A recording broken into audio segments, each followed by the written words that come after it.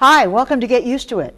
I'm Sheila Kuehl, your hostess for the hour, taking you as I do through some interesting conversations. At least they're interesting to me. I hope they're interesting to you.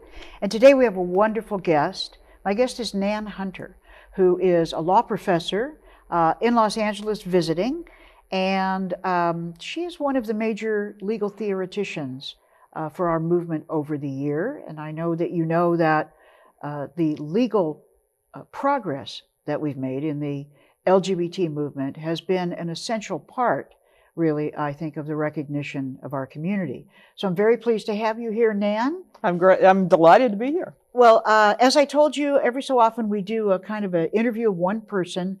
We call it Voices of Our Lives.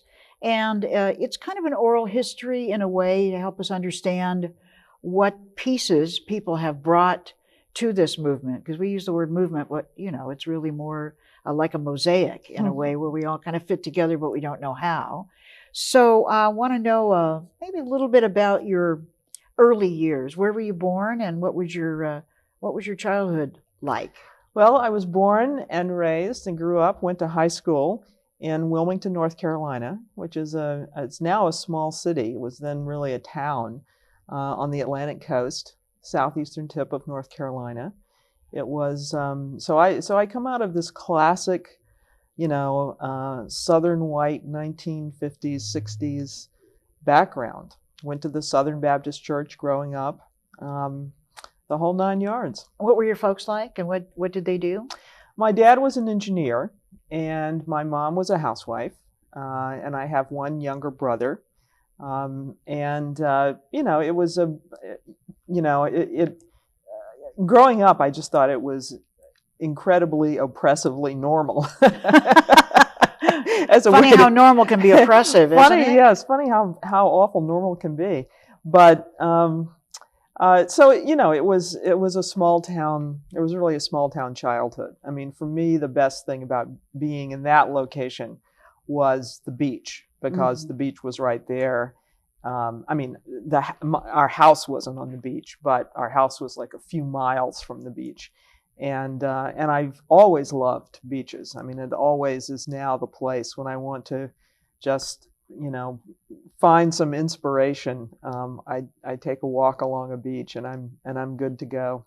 Well, it is a funny thing, I think, here on the West Coast, having beaches, of course, as well. And it's always been funny to me when I stand and face out, thinking that there's an entire continent at my back, and I'm at the very, very edge of the continent. And I think it gives me a feeling of freedom, or the ability to be different from the other, 300 million people standing behind me or something. Oh, that's interesting. But so if you found it oppressively normal, were you oppressively normal? Probably. I mean, not actually.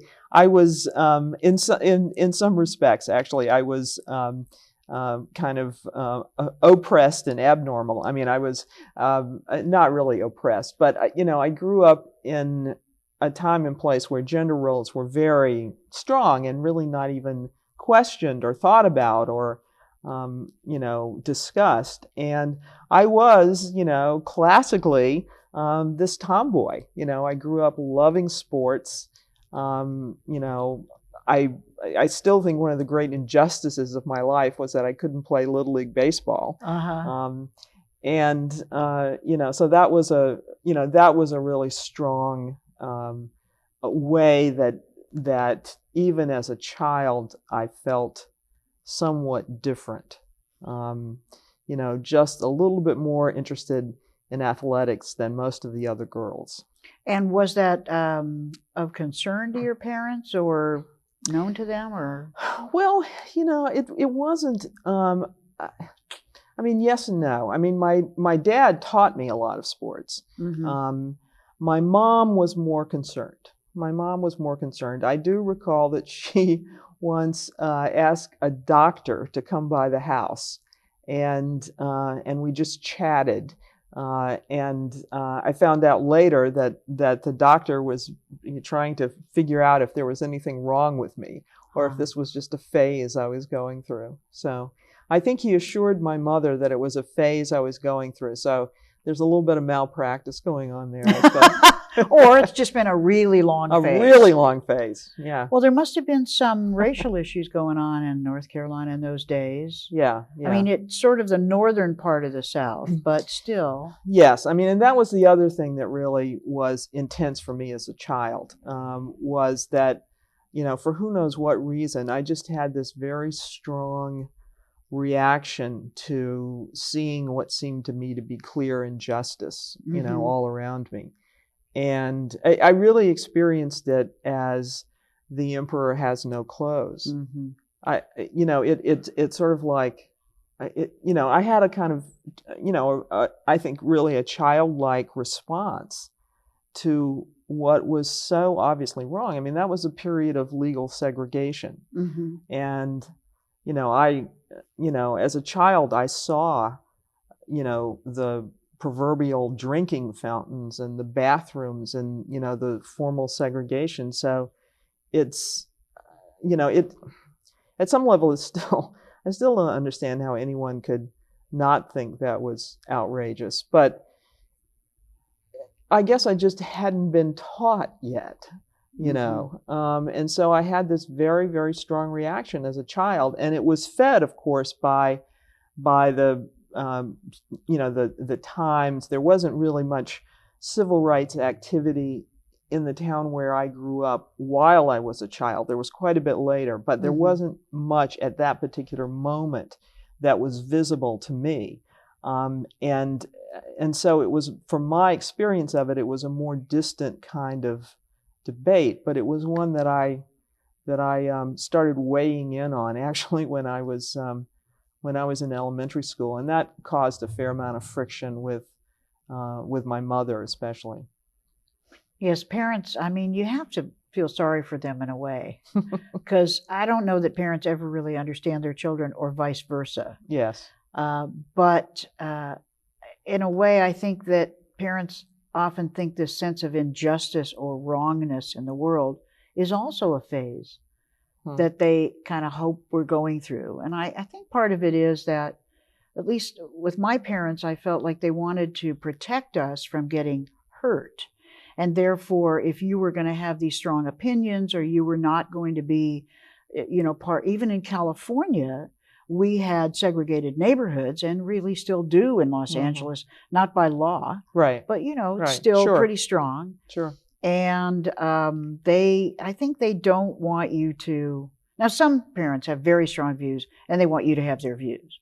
But I think other parents they're kind of worried that you're going to be so different and out of step, with society. Little did they know, because this was not anything in your or my parents' minds, I think, in terms of gay and lesbian people. Oh, that's for sure. That's for sure. I mean, those concepts were not even legible to me at that point in time. And my parents were not political. I mean, they were not. They were not engaged one way or the other in these issues. They were very accepting of something that I just thought was inconceivable that people should accept. Mm-hmm. And so, did you go to college after high school? I did. I went to Northwestern, outside of Chicago. Well, that was a big move. It was a big move. I was very caught up starting in high school in journalism. I was the editor-in-chief of the school paper, and I think journalism appealed to me for a couple of reasons. One is that I've always loved writing, but the other is that it just seemed like it would be a kind of fun, adventurous, way to live one's life. Back when journalism still was a viable commercial enterprise, right? So, and Northwestern ran a series of summer institutes for high school students around the country, and one of them was journalism. And I went to that one of the summers that I was still in high school, and that was a very powerful experience for me, because that was the first time I'd ever been on a college campus. Mm-hmm. I mean, to me, it was just this incredibly wonderful universe of sort of, intellectual and cultural excitement And Northwestern, I think, does have the best journalism program in the country. So I went to undergraduate, and Northwestern is very, very, very far away, and especially seemed so at the time from where I grew up. So I wanted to go north to college. I wanted to go into journalism, and so I went to Northwestern. So what was your experience like in college? Did you, I mean, it's interesting with people in our community all come to their own sort of realization about their sexual orientation, different times in different ways. And especially, I think, though not only with lesbians, we often are involved in activism, at least a lot of us who are still involved in it. And that brings us kind of in contact with others who are outcasts, in other ways. Right. Journalists are, in a way, designed to be outcasts. I mean, you're supposed to be critics of society or writing about it. Right. So what was college like for you?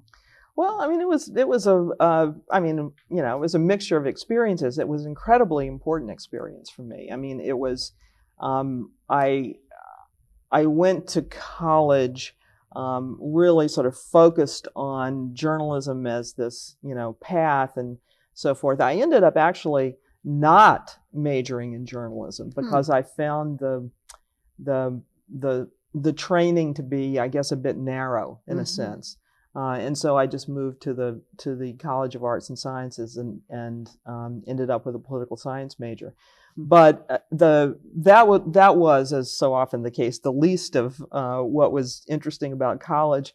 I was in college in the height of the Vietnam War So demonstrations, late 60s, early 70s. Uh-huh.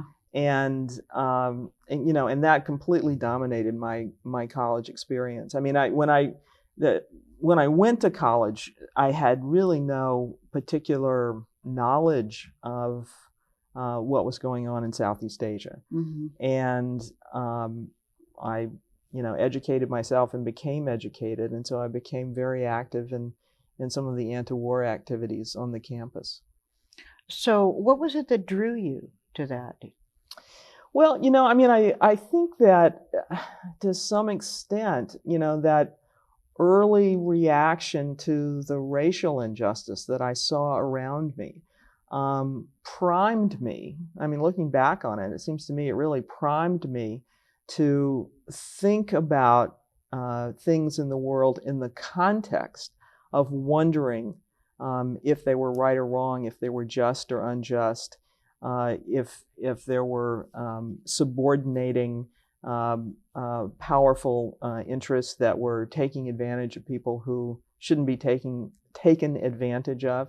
And I mean, the more I learned about American foreign policy and the more I was sort of exposed to that critique, which I had never been exposed to before, the more powerful I found it. And it was, I mean, it was an era of, it was a life or death issue, Well, there's also the activism against the war on college campuses was almost by definition an outsider activity. We weren't in the administration. We weren't making decisions about the war. We weren't in the military. We didn't really have much that we could do except to say very vociferously, this is wrong and this has to stop. And I think the interesting thing about activism then was that it actually had an effect because it was so widespread. I don't know that we've seen a student movement since then that's been quite as effective. Well, I think that's right. And I think another piece of it, of course, is that although this did not affect either of us because we're women, but they couldn't continue the war without men being willing to go off and do it. And so the young men both had a lot more at stake, but also the unwillingness to just sort of march off and do it became a real problem for the government. It seemed to me it also informed a number of us, though we didn't know at the time, about organizing. I mean, it wasn't a thing, we weren't engaged with necessarily directly with civil rights movements in the South or with the farm worker movement, et cetera. But there was something about that was instructive about the success of work done by people just by there being more and more and more people to do it. Well, and yes, I mean, I think that's true. I think that was magnified by many things. I mean, it was certainly magnified by the obvious growing impact in terms of the war and the ability of the government to carry on the war, and the turn away from increasing troops to decreasing troops.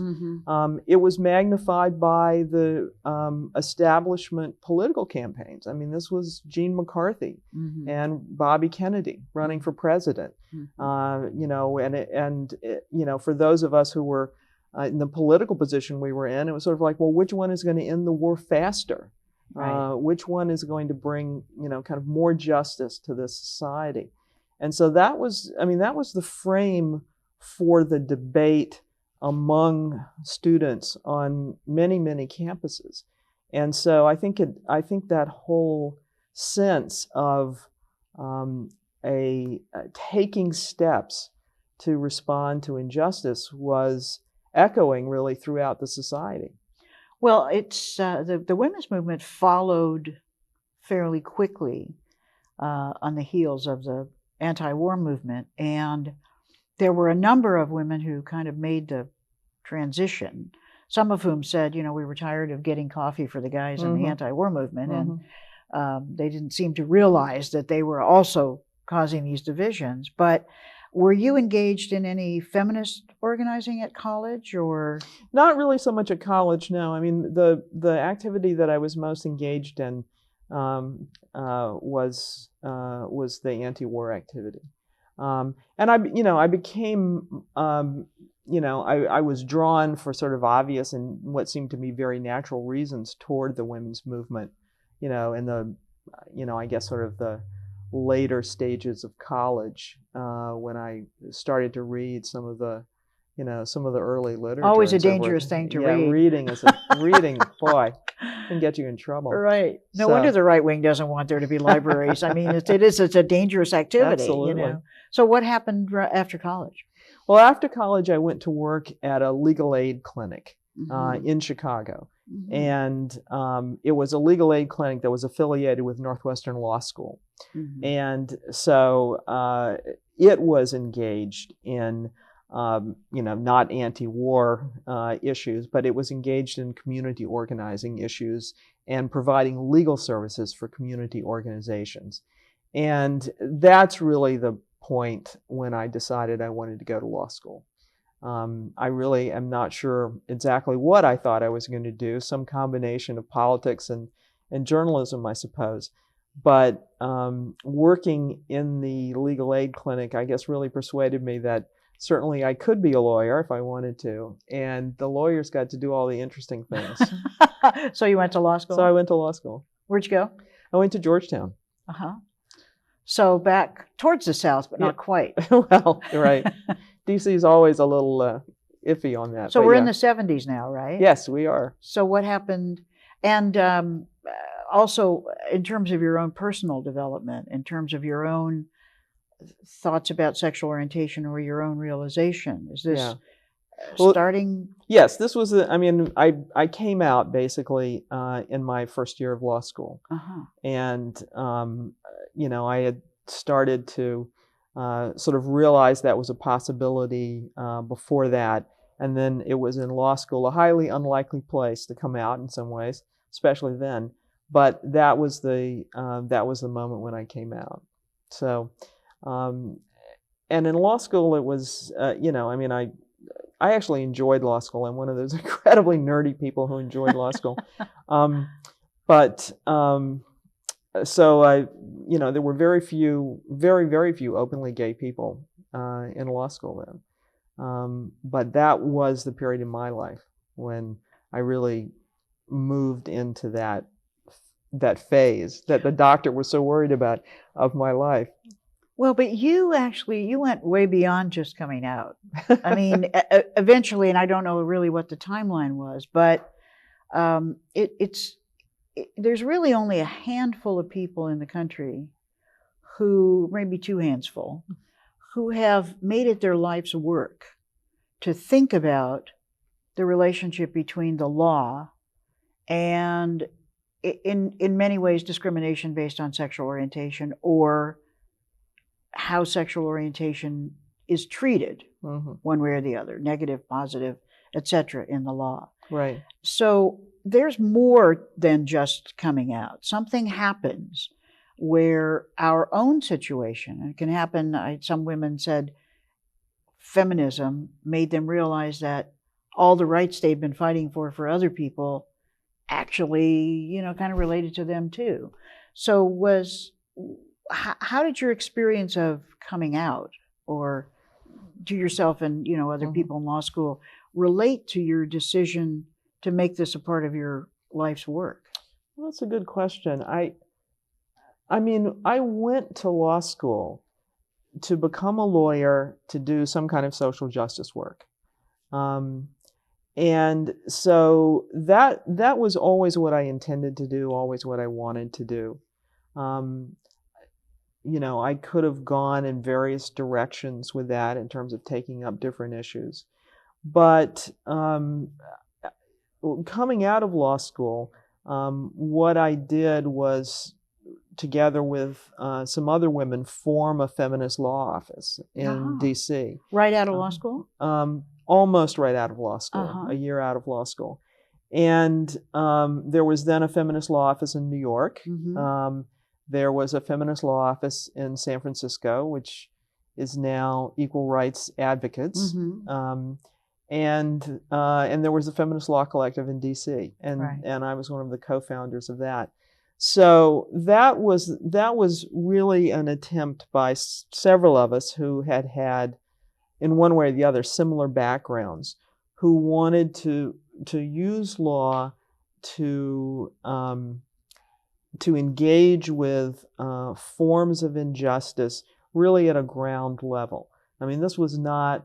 I actually participated in a couple of big test cases, but that's not most of what the office did. The idea behind the office was to provide services to women, but not only to women, or gay people. There weren't that many gay clients at that point, openly gay clients, but to provide services that would be professional and high quality, but would also, have within them sort of feminist, spirit, a sort of feminist understanding. Let's take a few examples. Putting aside the big cases just for a minute, which I want to return to.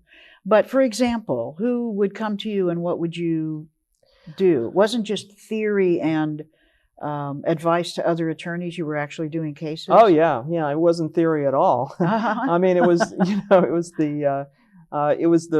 the foundation of some theory maybe, but very much from the ground up. No, it was the practice that we engaged in. I mean, different people did different things, but it was a lot of family law and it was a lot of employment discrimination law. The employment discrimination law was probably more sex discrimination than anything else.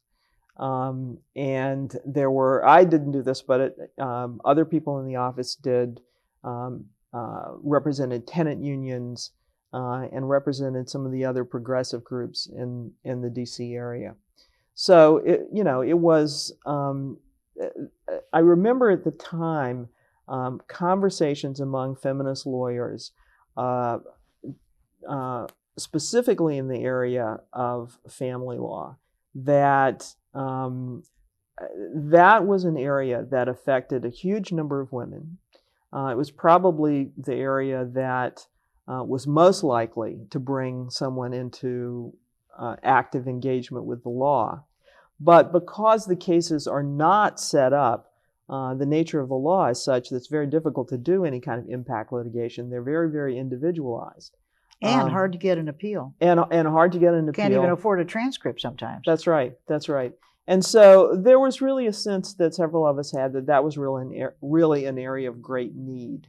And so for several years, a number of us did a lot of those cases. And did you also then have family law cases related to gay or lesbian people? Yes, we did. We represented several lesbian mothers. And I think those were the primary gay. I remember doing a an employment discrimination case on behalf of a gay man in D.C. But those were the primary gay-related cases that we did. And so this is how you found that the law was severely deficient in these areas. I mean, probably at the same time, because I think it might have been 1980, I was an associate in a feminist law firm in LA that split its time between employment discrimination, sort of on feminist principles, and family law. And that's really where I learned family law, especially related to domestic violence issues that, that we worked on all through that. And then really I never knew we had that in common, Sheila. Well, 3,000 miles away, who knows what's going on, really. But so what was your feeling as you were bringing these individual or representing these individual clients? Did you find it difficult? I mean, we found the law very deficient. The law was very deficient. And as I'm sure you know, it's it can be a very draining process. Mm-hmm. And so in fact, after a few years of working with that group, I actually did go the test case route, and I went to work for the ACLU national office. Mm-hmm. Doing what kind of stuff? Well, initially I did reproductive rights work in the New York office, and then, I did it in the New York office, but I actually traveled a huge amount throughout the country doing cases. And then I started, in 1986, I started the Lesbian and Gay Rights Project. Was that the first one in an ACLU, or was it a national? It was a national project. There had been, the ACLU of Southern California has long been a leader on gay rights issues within the ACLU, or at that point was certainly one of the leaders. But there was not, and they had an attorney who did almost entirely gay rights work. Mm-hmm. But there was no one in the national office who did gay rights work, and no sort of central location, central project for doing it. So that is the project that I started. And I'm sure the ACLU was welcoming, but did it seem sort of bizarre in legal circles? Well, it's interesting. That was the first non-gay organization to have a national gay rights project. Mm-hmm. Now it's, People for the American Way and, religious groups. They're all over the place, which is wonderful. But that was the only one. That was the first and the only one. And so there were, there was a period of time when the gay rights legal groups were growing. So the gay rights legal groups were starting to have some kind of presence and some kind of real role. But the idea that a non-gay group would think the issue was important enough to prioritize it in that way was definitely a new step. And so what kind of big cases did you do? Well, either before the ACLU or with them? Well, we did, sort of starting before the ACLU, I was part of a challenge, or one of the lawyers on a challenge to the Bureau of Prisons policy for keeping gay materials out of the prisons. That was, litigated over the course of many years. I represented a student organization in Arkansas that had been denied funding, its sort of share of the student organization, funding materials. We worked, this was right on the cusp of forming the project, but, I was part of a number of people who, did collaborative work in terms of the Bowers versus Hardwick case. The lead counsel in that case was Larry Tribe, and assisted by Kathleen Sullivan, but it was an ACLU of Georgia case. It was brought by the ACLU of Georgia.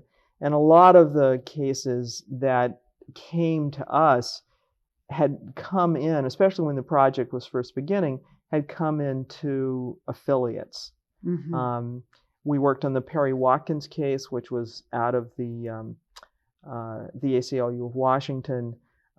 We did the Braschi case in New York, which established that the meaning of the term family in New York housing law included the survivor of a gay partner survivor of a man who died with AIDS. So there were a lot of cases. It was an intense time. Well, people who watch this show know that I have sort of an undue interest in lawyers, being one, and I've always been interested in issues of access to justice. And before we go on to your teaching role, which I want to explore next, there's a dialogue sort of a constant dialogue in the legal profession about whether it's truly possible to have access to justice without representation. Mm-hmm. And there is also sort of the subgroup of discussion about impact litigation, where you have class action suits, you have a whole lot of people in the same circumstances, and you want the law to change. Right. You've been an attorney most of your adult life, and you obviously believe this is an important part of it. So I want to talk for just a minute about the law. Because to me, the law is very majestic. It has within it such possibilities, such vision.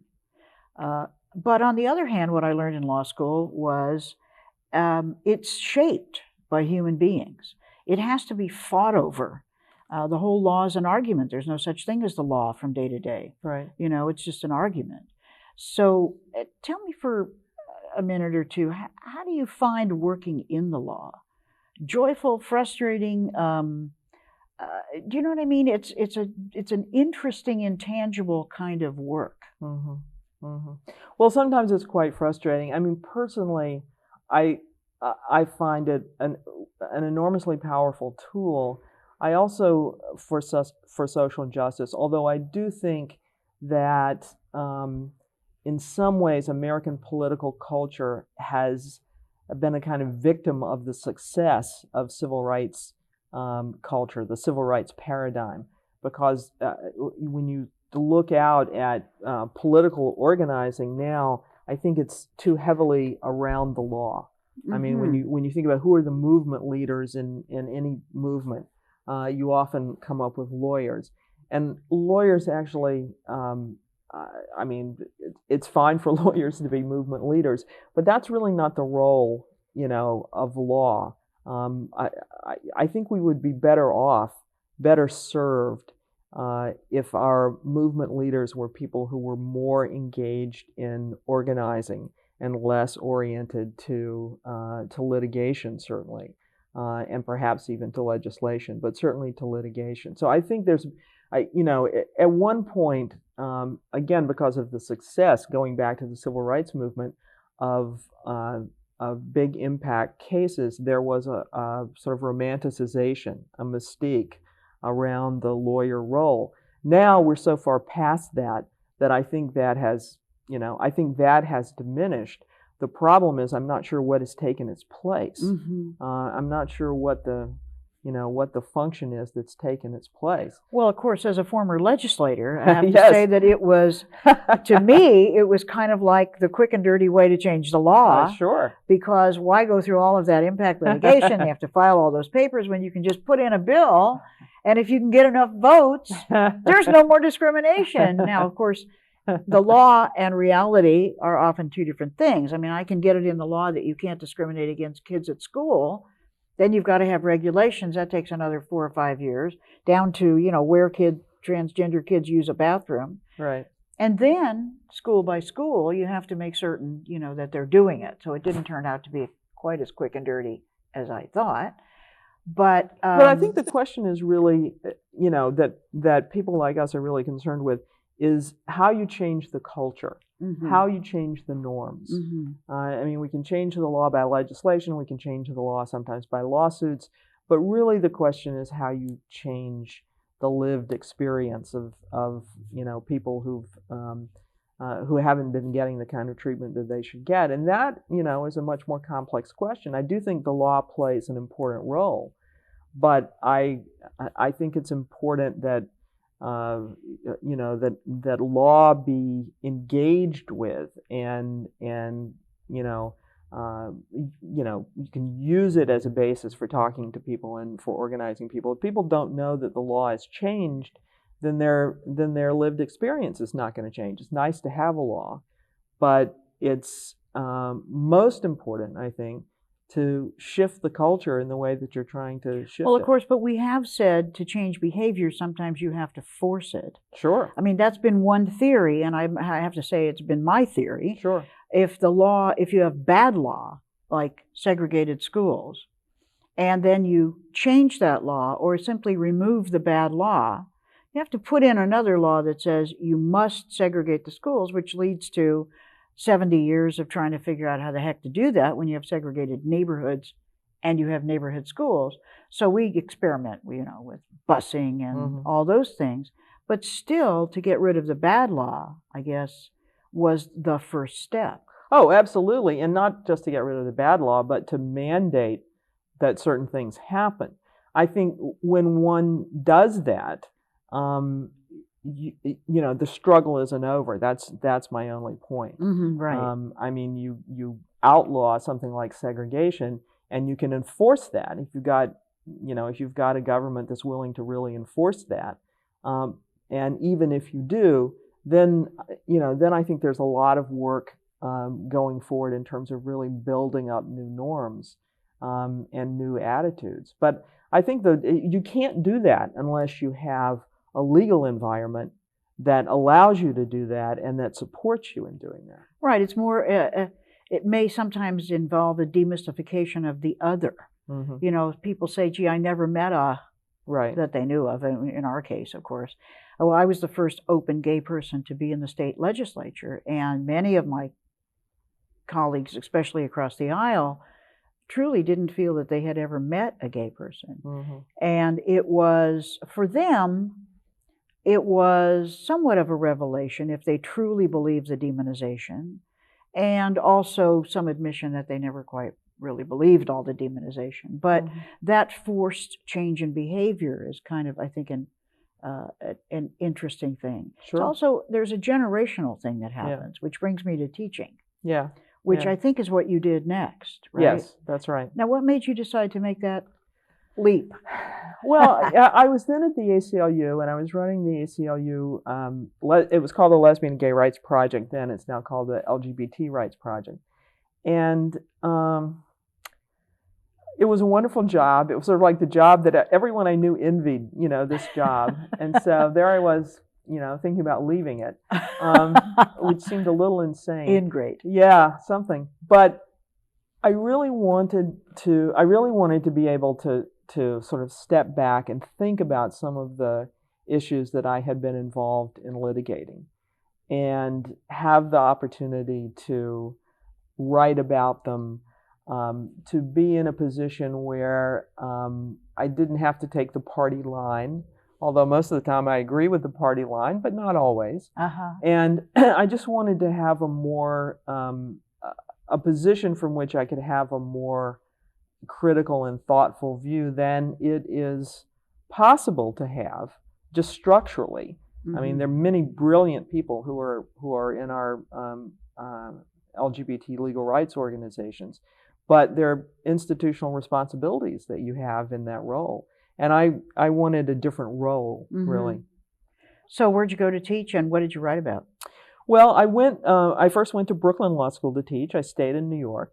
And I started writing about the relationship between expression and identity, and how the law's categories in First Amendment law, for example, don't really accommodate the lived experience of what I called expressive identity, so that especially in a context where the identity marker, which is often the case for gay people, and for others as well, is not immediately visible or apparent, then one takes an additional step to come out.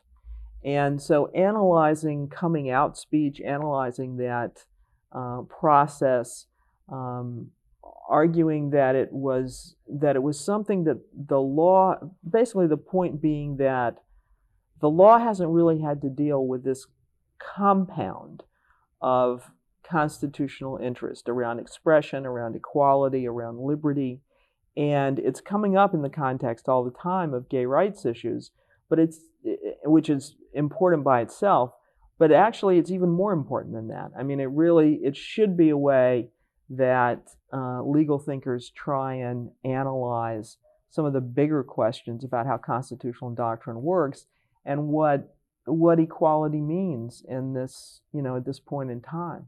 So when you say expressive identity, do you mean as spoken or as lived, or both? Well, both. I mean, there are various ways that people come out. People come out in different degrees.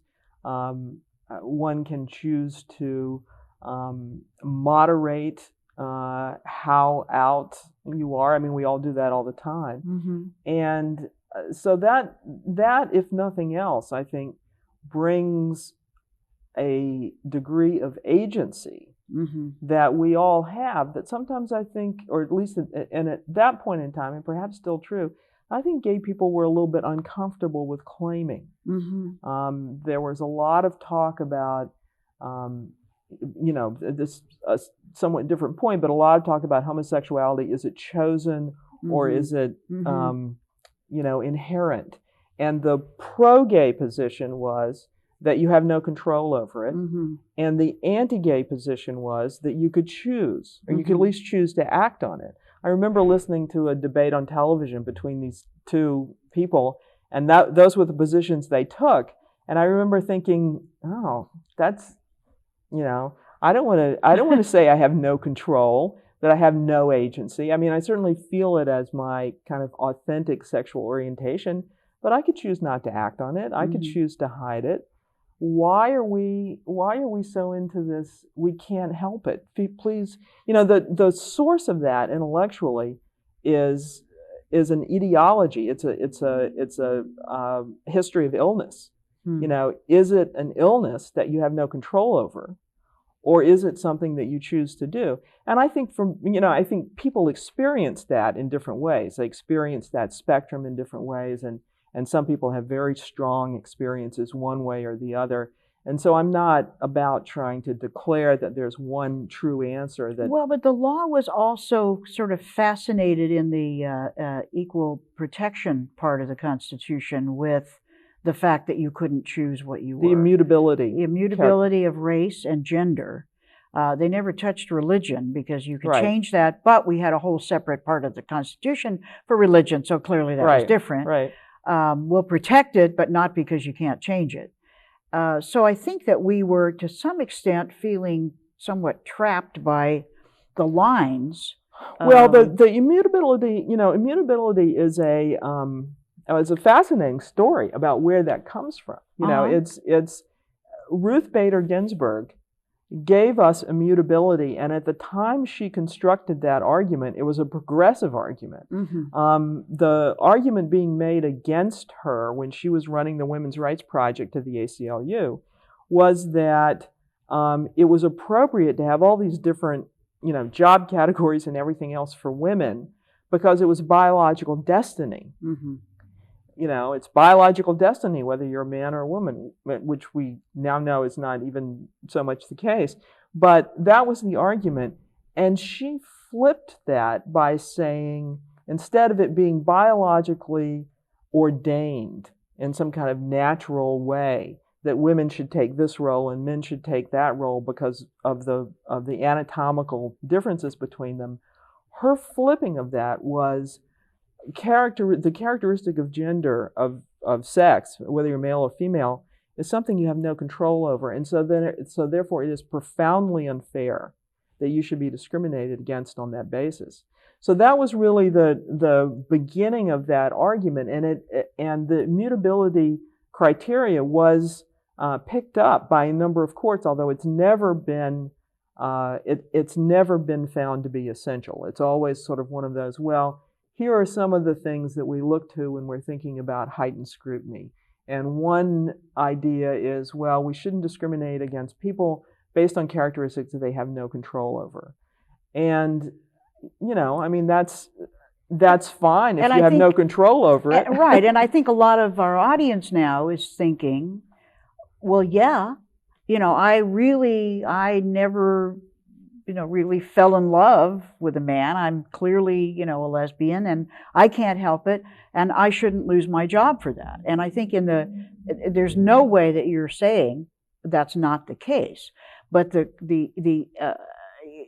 sort of the more complicated issue of your research and writing was, but what if you did choose it? Does that mean you could be discriminated against then? It's a very dangerous... Because that's the whole thing about making Jews kiss the cross during World War II. It's like, you could just be a Christian, so we won't kill you. Well, that's not really the point. Yes. And I think the point of your research was to try to find not just the intersection, but why are we having this argument? At least one of the points. Yeah, I mean, that argument, while it may work in some context, does not work in this context. It also doesn't work in the religion context, but, judges like to sort of forget about that. But that we should not have to, and again, I recognize and respect that different people have different experiences of this, but we should not have to basically say, I can't help it.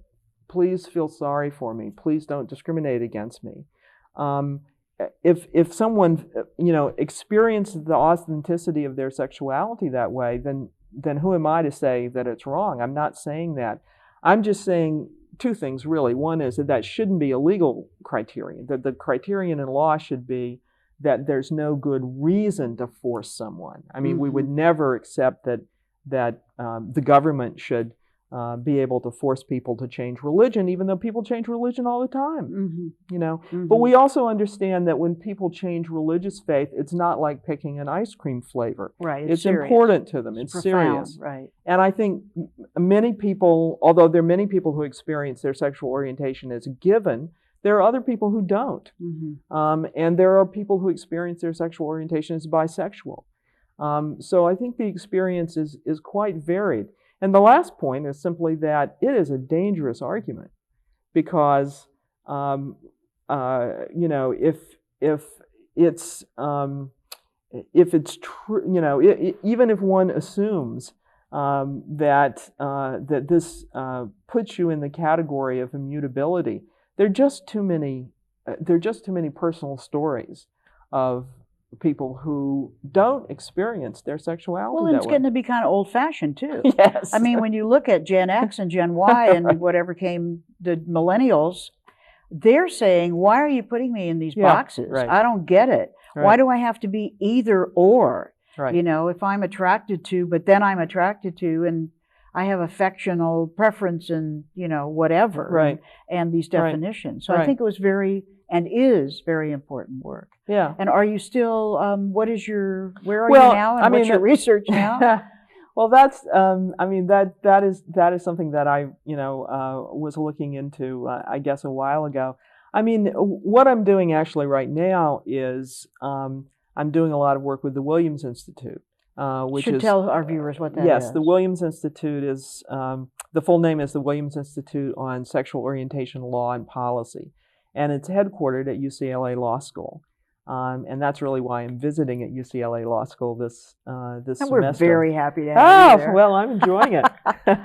So, and Williams does tremendous work, just tremendous work. And I've signed up in the last couple of years as the legal scholarship director at Williams. So I have responsibility for sort of overall responsibility for nurturing our law teaching fellows. We've sent a half a dozen young law teachers into the world who will go out to various places and build the scholarship and build a presence in American law schools, which is really wonderful, I think. And we're starting to actually do more research kind of in-house. We did a huge project this past fall to analyze some of the ramifications that ENDA would have, the Employment Non-Discrimination Act, and some of the complexities with sovereign immunity law. Mm-hmm.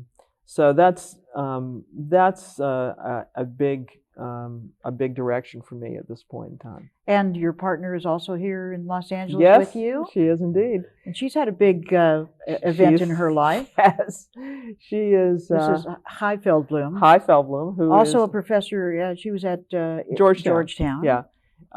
Yes, and that's right. Actually, I went to Georgetown a few years ago, and so that's my home base now. But yeah, Hai has just been appointed in a recess appointment as the first openly gay commissioner of the EEOC. Very impressive, yes, and wonderful. Yes, she's going to be terrific too. No, well, I'm going to try to corral her for an interview as well. I've known Hai over the years. A wonderful partnership, really. How do you find the students that you're teaching? Oh, the student. I enjoy teaching. I enjoy my students. In all of the classes, not just in the sexuality and law classes. They're energetic. They're bright. Many of them certainly do think the idea of boxes or categories of sexual orientation is like so yesterday. So yesterday. One of the most interesting moments to me teaching was, this was some years ago, was when I was covering marriage issues in one of my classes. And I just sort of asked the students, this was before Vermont, this was, I don't know, maybe 10 years ago. Mm-hmm. I asked my students if they thought, for the ones who were gay or the ones who were straight, what they thought about their gay friends, if they thought they would be able to get married, if they expected to be able to get married. And I was stunned at how many of them said yes. And I realize now, of course, that their instinct was in some ways better than mine. There are not many states where you can get married now in the United States, but there are a few. And certainly people can do it. And I just was so impressed at how, it wasn't that they hoped they could get married. I don't know if they even want to get married or not, but that they expected to be able to get married if they wanted to. And that, I thought, was such a dividing line between their generation and my generation.